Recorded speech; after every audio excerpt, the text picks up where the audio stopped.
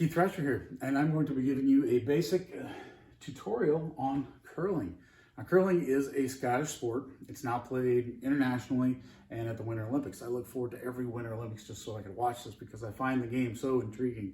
The game is played with two teams, 4 players taken to the ice at one time, and there's one reserve player in case of injury. Obviously, they're playing on ice, so falls do happen. Now, the object of the game, it's simple. It's to score more points than the opposing team.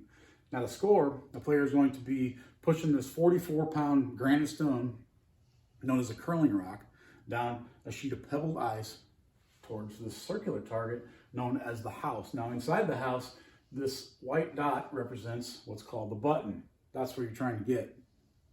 Now, the ice itself is 150 feet from end to end, and it's 111 feet from house to house. Now, from the hog line, it's 21 feet to the button on both sides, and it's 12 feet from the back of the hack to the button. Now, and the surface itself, as I was saying, it's pebbled. If you look at this ice really close, it's not smooth like a hockey rink or a skating rink. It's pebbled like this. So what that does is it reduces the surface area of the granite stone, the contact surface area, which basically this is what allows the stone to curl, hence curling. Now each player is given 2 stones, and players from both teams take turns to push their stones down the ice towards the button. They start from the hack. They put their right or left foot, depending on which dominant one they are, and say if this is their right foot is going to have a rubber sole, and their left foot is going to have a smooth bottom on it, so it allows them to slide down the ice before they get to the hog line.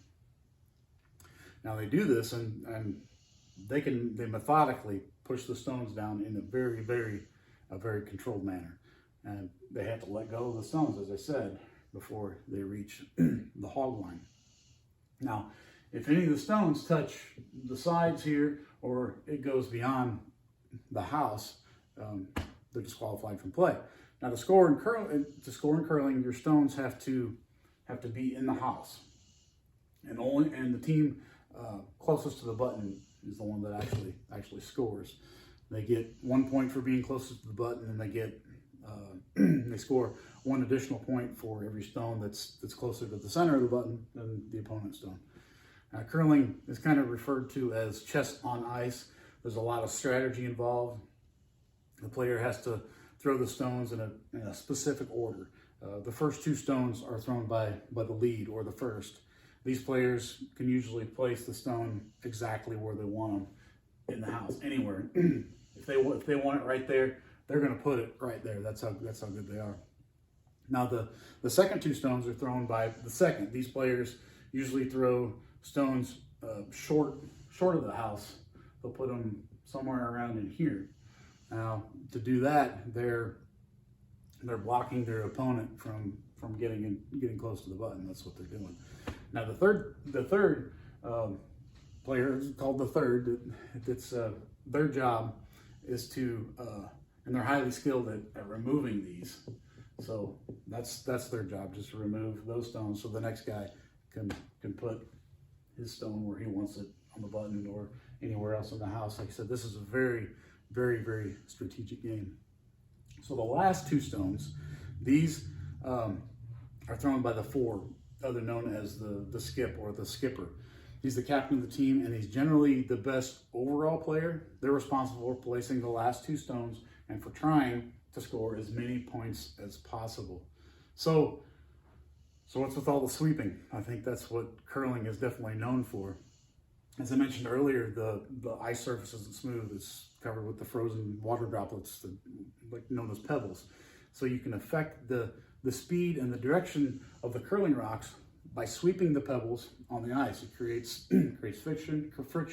It creates just as little bit enough heat in order to get the stone to curl. Now, without going into too much detail, this means that you can effectively steer this 44-pound granite stone down a sheet of ice to land in an area the size of a toilet. Now, Up to 3 players can sweep in front of the ice in front of the curling rock, but it must not be touched by the broom or by their feet. The skip is generally shouting out instructions to the other teammates as to how hard to sweep in order to get the shot where they want it. Now, once all 8 stones have been thrown, this is known as an end. This is the end. It's just, that's it. It's very, very simple. It's just known as the end. A new end then begins from the other side of the ice. They all go the other way.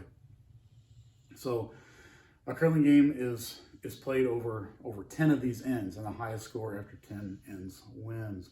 There are no ties in curling, so if the score is tied after 10 ends, extra ends are going to be played to determine the winner. And that is basically curling in short and in sum. Maybe I can go into more detail maybe in the next video. So thanks for watching.